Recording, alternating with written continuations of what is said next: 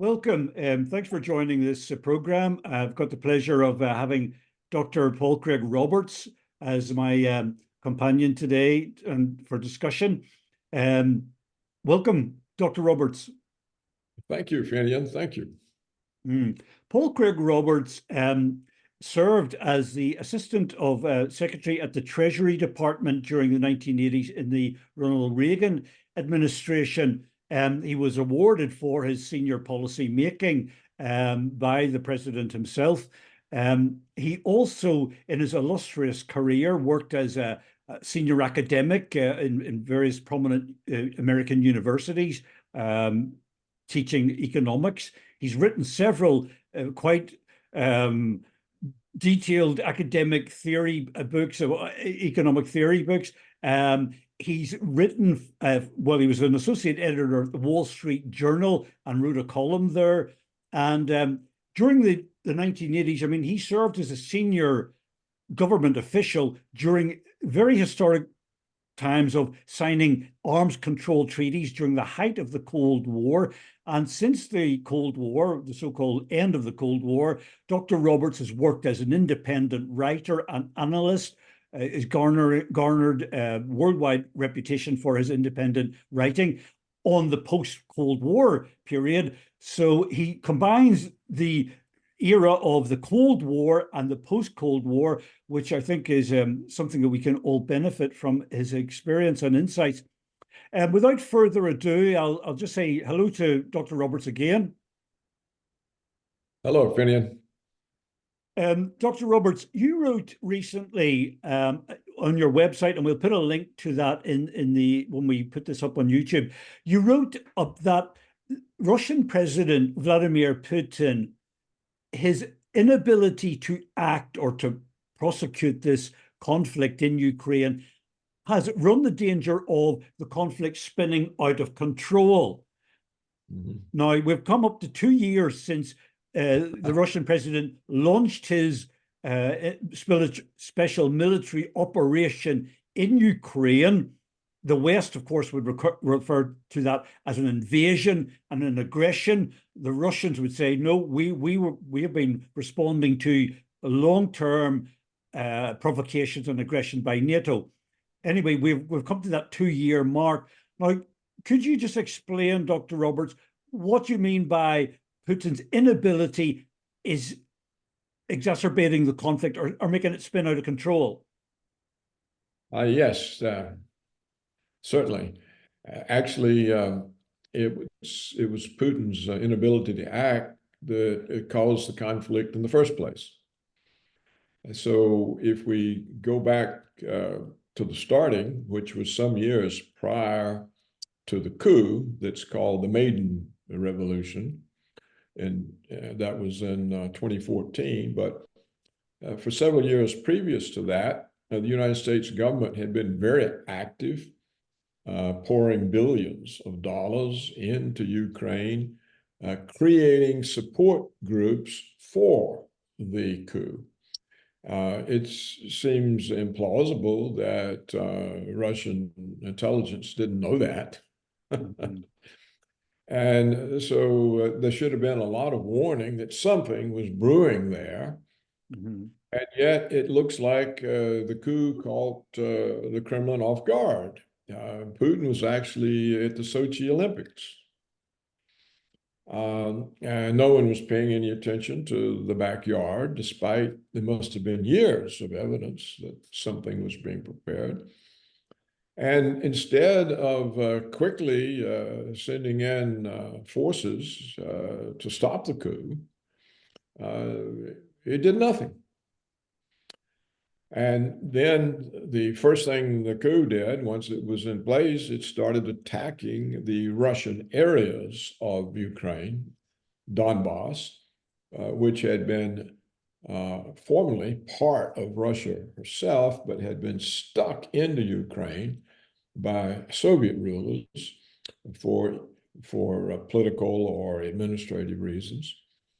And the attacks on Donbass caused the people there to break off and form 2 independent republics. And when Crimea requested to be taken back into Russia, where it had been a part of since sometime in the 1700s, so did Donbass, and Putin refused to take Donbass. Mm-hmm. He then wasted 8 years betting on the Minsk agreement that was obvious no one in the West was going to follow. And Putin later said he had been deceived, thinking that they would follow this. And the French and German leaders said, we deceived him and played like we were going to do this while the Americans built up an army. So he did nothing for 8 years while the United States built up an army. Dr. Roberts, can I just cut in? You said that it was obvious that the Minsk wasn't signed in good faith back in 2014, 2015. But how do you perceive that it was obvious that there would be this betrayal, that Francois Hollande and Angela Merkel, yes, subsequently years later admitted that it was a treacherous move, but was it obvious in 2014, 2015? Yes, it was obvious. But first of all, there'd been a coup. So why would and why? What was the purpose of the coup? Cause problems for Russia. There's no other reason to have the coup. Mm-hmm. So they had to overthrow a government that was getting along with Russia and put in one that clearly was not going to get along with Russia. And so how could the Kremlin rely on some kind of agreement? Moreover, the United States was not part of the agreement. Mm-hmm. It was between Donbass and Ukraine, and the French and the Germans, or two or three of the European countries, I think it was the French and the Germans, were supposed to enforce the agreement. Well, the United States wasn't part of it. Mm. And Yeah. we know that the French and the Germans are American vassal states. They don't have an independent foreign policy. They haven't had an independent foreign policy since de Gaulle left. Mm. So it was clear enough. And not only that, the Kremlin had been watching the Americans build a Ukrainian army for 8 years. Mm. So it wasn't until 2022 when the very large and well-equipped Ukrainian army was about to launch its invasion of the two independent republics to put down their rebellion, as it was called, that Putin finally acted, because he realized it would be a slaughter of the Russian population. Well, he wasn't apparently prepared to act. For the first part of the conflict, it was carried on by private military group, a Russian private military group. There didn't seem to be much Russian army present. So clearly he was never prepared to deal with this. Well, now, once the conflict started, to prevent the West becoming increasingly involved, it needed to be quickly ended. The longer any kind of conflict exists, the more opportunity it is for others to get involved. And the more they get involved, the more likely something is going to happen and it's going to spin out of control. Well, instead of bringing a quick end to the conflict, Putin said, no, it's just limited to Donbass. All we're going to do is clear the Ukrainians out of the Russian provinces where they are brutalizing and killing people. And so he limited the conflict in a way, and he said, we're not going to fight it with all these heavy weapons and to get it over with, because it'll kill too many people. So they did this slow village by village thing, and it dragged on, and before long, what do we see happening? the West started getting involved. They sent money, they sent ammunition. And then somebody said we should send tanks. And the rest of the West said, oh, no, we'll never send tanks. Mm. And then they sent tanks.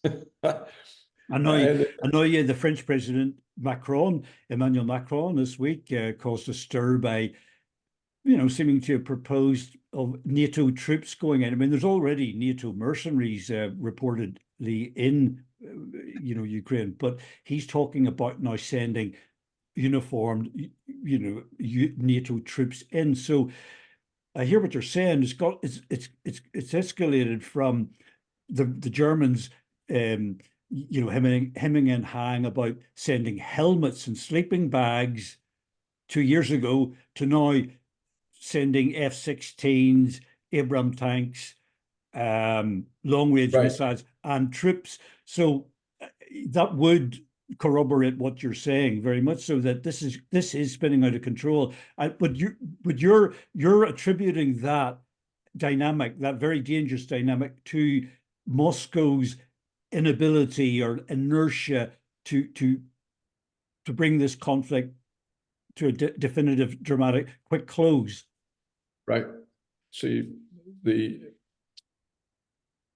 provocations kept getting worse. No tanks, no long-range missiles, no F-16 fighter jets. Apparently now, at least 2 of the European countries are sending these jets. Well, what is the purpose of the jets and the long-range missiles? It's not for the battlefield. It's to go deeper into Russia, so that the Ukraine can now strike deeper into Russia. Of course, it wouldn't do any real military damage, but it would be killing civilians in Russian cities, like they've already done. Mm. Well, how long can the Kremlin sit there and let them kill Russians in Russian cities, you see? And of course, now the latest is troops. Well, they will never send troops, never, ever. And they probably won't. But each one of these provocations began with somebody suggesting it and being shouted down, and yet it happened. Mm. And so we can assume, since Macron is an American puppet, he's not an independent person, he wouldn't have said that without Washington having provoked it. I mean, Washington probably said, this is the next step. You propose troops. So, Dr. Roberts, why, sorry to cut in on you. I mean, why do you think the NATO, the Western, the collective West, some people would call it, why are they relentlessly pursuing this conflict, which appears to be a dead end? I mean, even the Washington Post and the New York Times and even CNN are reporting that the Ukrainian military is a spent force. The morale is down, they're out of ammo. I mean, why is the West flogging a dead horse? Why does it, given that the Ukrainian side seems to be near defeat, why would Macron now be talking about sending troops in and Biden talking about long-range missiles if it's a dead end, militarily speaking? Well, it's not a dead end if they can keep it going. And you see, the reason for it is the American foreign policy. It's neoconservative.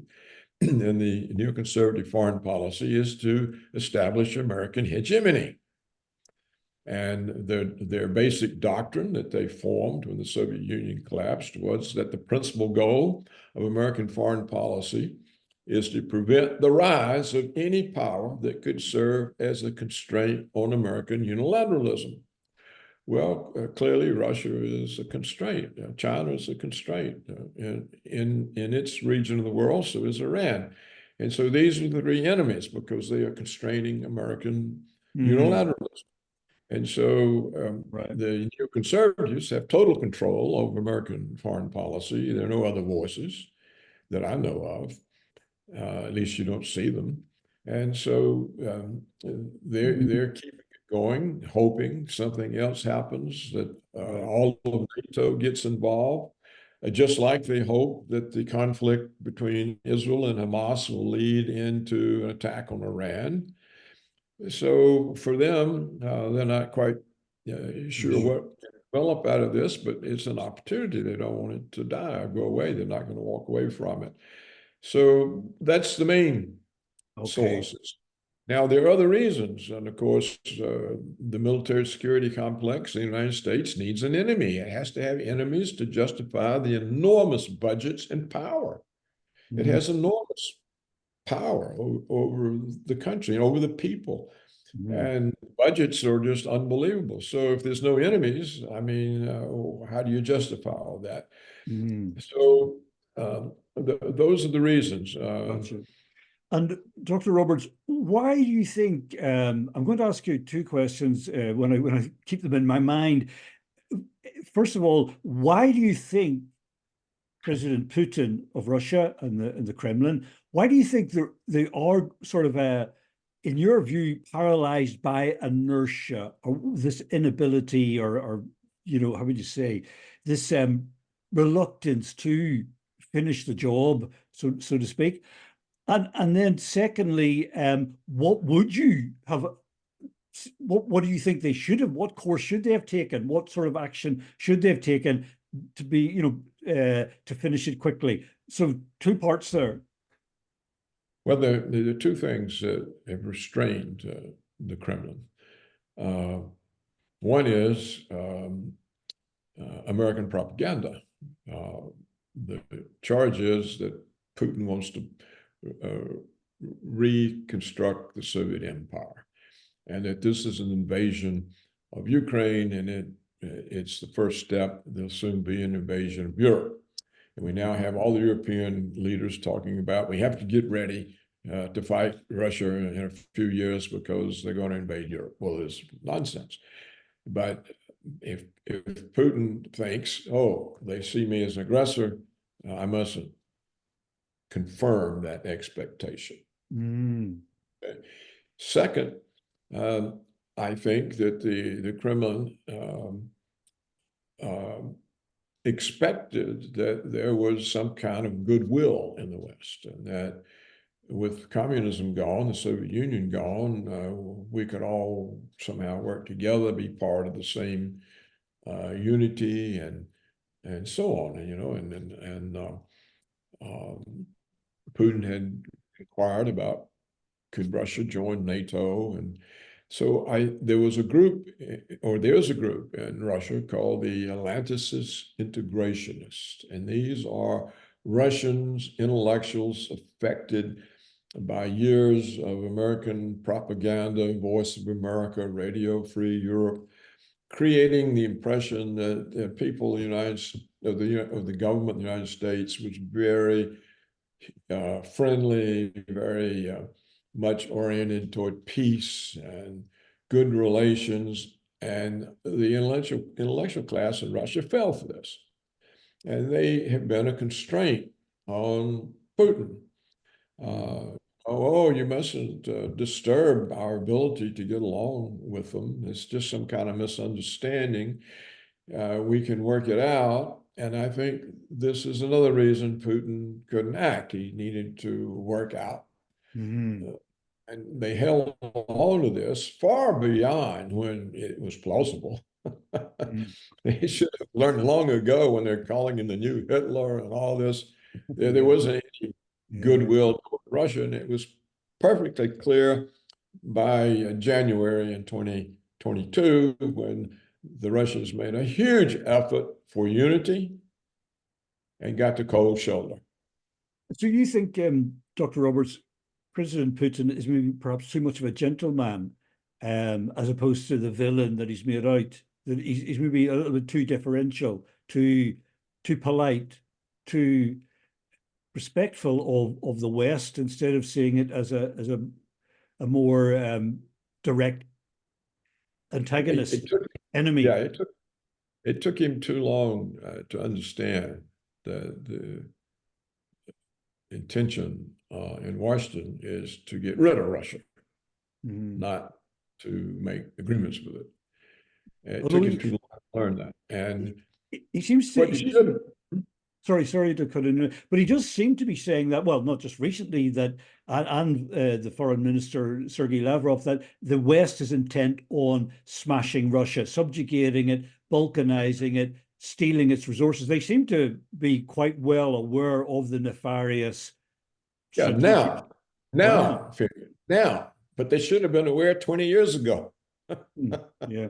Okay, Dr. Roberts. And so we had 20 years of them sitting on their butts, pretending with delusions and illusions that they were going to get along with the West.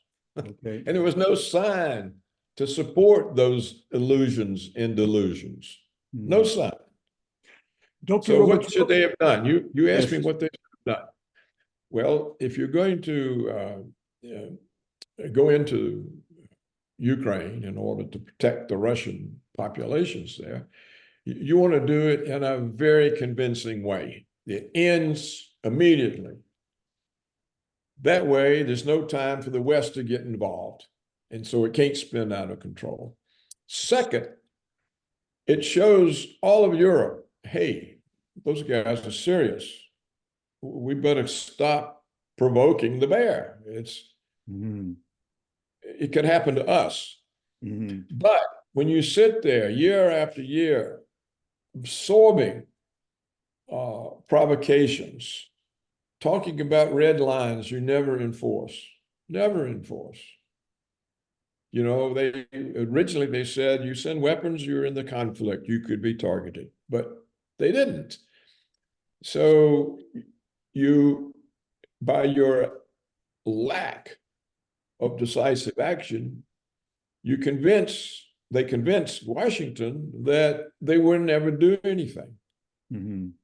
And therefore, we could always escalate, which is what we've done. It has been escalated: helmets and sleeping bags, tanks, missiles, aircraft, NATO troops.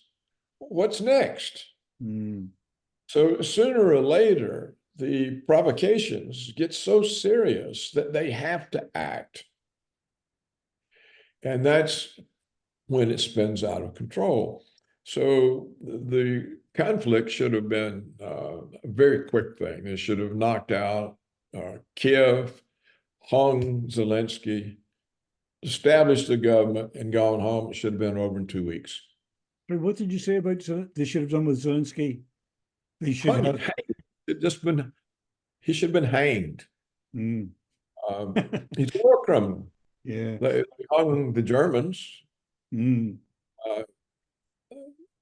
So he should have just gone into Kiev, hung him, put a government in, seal the borders, and be done with it, because then nobody can get involved. And then it gives a lesson to the West. Hey, look, they're not going to put up with us. They're not going to put up with us. And that's what the West hasn't learned. Do you remember if the West had learned that, do you think Macron would have let the Americans put him up to talk about sending troops? No. He would have said, they'll be here.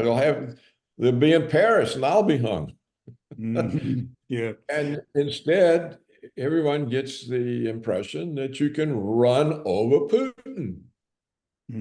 Yeah. Dr. Roberts, so, yes. Dr. Roberts, there's not many voices of opinions like yours in the American establishment and mainstream. No. Do you think you would have had more company back 40 years ago when you were a senior government official, or have you migrated in your politics and your worldview, you know, or do you think that there would have been more enlightened people back in your time of service? I can answer that very easily. You see, when I was in the government, when Reagan was there, the goal was to end the Cold War. We didn't have any neoconservatives in charge of things. The fact that Reagan fired the neoconservatives, prosecuted, some of them were put in prison. They were later pardoned by George Herbert Walker Bush. But, the neoconservatives caused all that trouble, Iran-Contra, all of that. Reagan fired him.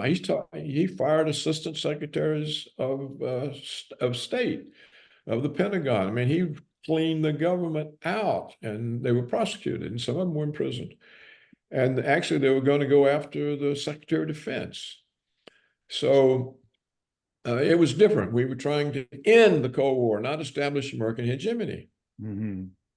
So, of course, people were more reasonable, and that was the second of Reagan's main goals. His main goal was to fix the American economy, get rid of the stagflation. That's why he put me in the Treasury, to handle that. And then the second goal was to use the fixed American economy to put pressure on the Russians by threatening them with an arms race to come to the negotiating table in the Cold War. And that ended with Reykjavik and Gorbachev and Reagan. Mm-hmm. And he succeeded in ending the Cold War. And it has to be said, the Americans, Washington has unilaterally unraveled several key arms control treaties, the ABM, the INF, the Open Every Skies. one of them. Every one of them. So, they're all gone. All of the accomplishments that. I mean, it must fill you with particular aggrievement that this has deteriorated the international relations between Washington and Moscow. Yeah, it's much far more dangerous and worse now than it ever was in the Cold War. You see, in the Cold War, there were a lot of false alarms of incoming missiles, but the two sides were working together, and nobody believed the alarms. Well, what's going to happen today if you get false alarms? They're going to believe it. Mm-hmm. Yeah. So all it takes to get the world blown up is a false alarm.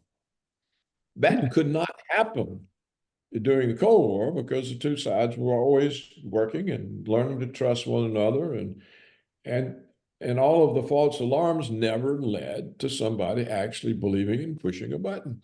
Well, today, sure, you wouldn't have that at all. I mean, the Russians, they no longer trust us. They've learned what happens when you trust the West. And of course, we're so propagandized against them. We think it's the new Hitler and all of that. And look, no American leader during the Cold War ever said anything nasty about his counterpart. Nobody called Khrushchev the new Hitler. Nobody called him a son of a bitch, which is what Biden the other day called the president of Russia. No one would have dared talk like that. They would have been instantly fired. If the president said that, he'd been run out of office. I remember when Reagan told us, he said, going to Reykjavik, if anybody is rude in any way, you're finished. Yeah. I know it's a big question, but what do you put that down to, this deterioration in, American government diplomacy, standards of etiquette? What do you put it down to? I mean, Biden's been around for 50 years. He should perhaps know better. What do you account for this foul mouth, this Russophobic, relentless Russophobia that's pervading in Washington and Western capitals? What do you put it down to? It's the neoconservative doctrine of American hegemony. Reagan did not have a doctrine of American hegemony. The neoconservatives took over when the Soviet Union collapsed. They said, hey, look, there's no longer a constraint. We got to be sure they don't come back. Well, the neoconservatives got so busy in their wars in the Middle East, they weren't paying attention. They thought that Putin was just a protege of Yeltsin and would be another American puppet. And they weren't paying attention, and they didn't learn until the Mutual Security Conference in Munich in 2007, when Putin stood up and said, we no longer accept American unilateralism. Yeah. This is a multipolar world. And they said, oh my God. So they've targeted Russia since then. Dr. Roberts, sorry to cut in. I'm just mindful of the time ticking away. We've got a few minutes left. I just want to ask you one question. You talk about the neoconservative mentality for American hegemony that endemic in Washington. Would a new president in November change that? Or are we talking about an embedded establishment mindset that really is the president or the occupant of the White House is really irrelevant too. Well, the only exception was Trump. And when he was elected, he said, I'm going to normalize relations with Russia. Okay, well, that meant he was taking away the enemy. So instantly the CIA turned on him, the FBI turned on him, the military security complex turned on him. And we've had 8 years of the wildest, craziest charges against Trump. Russiagate, Documents Gate, Insurrection Gate, Stripper Gate, impeachments, and now indictments. And this is to teach all future presidents, hey, you represent us, the elite. You don't represent the people. So can I glean from your answer that the answer to my question is no, it doesn't really make a difference who the people vote for, that there is a policy that's determined by, let's call it the deep state or the establishment or the neoconservative cabal or ruling class, and that's really going to be fixed. So the US presidential election is really inconsequential. Well, it's not clear. I don't think they'll let Trump be in office. He'll win, but I don't think they'll let him assume office. If he does, he has already said he's going to clear out the CIA and the FBI. And I suspect he knows if he wants to have good relations with Russia and China, he's going to have to clear out the neoconservatives. Mm-hmm. Now, the question is, did he learn anything from his previous experience? Are there people he can appoint and get confirmed in office by the Senate who will help him? But I think he intends. He doesn't just want to be president to sit there and be a puppet on strings. So I think if Trump gets in, there is a chance that he will rectify the situation and create normal relations with Russia and China and Iran, and that we will be saved what looks like a rising prospect of a nuclear confrontation. So I have some hope.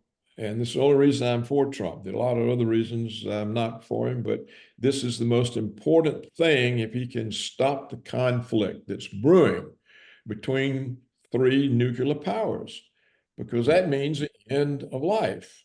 And so I see Trump as the only person strong enough to stand up to the establishment, because he's been standing up to them despite the heavy punishment for 8 years. 8 years. A man that age taking that kind of stress, he's now got 4 criminal indictments, a whole bunch of civil indictments. All of these are false. They're every bit as false as Stalin's show trials against Bukharin and the Bolsheviks. They're totally false. But the Democrats are controlling the process because they started in the districts where they control the courts and the judges.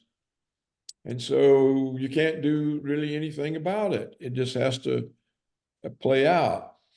So I think that, yes, there's some hope, but it's only if Trump can get in and can get a government that will support him. And otherwise, no, it's not only no hope, but it means this is going to continue until there's a nuclear confrontation.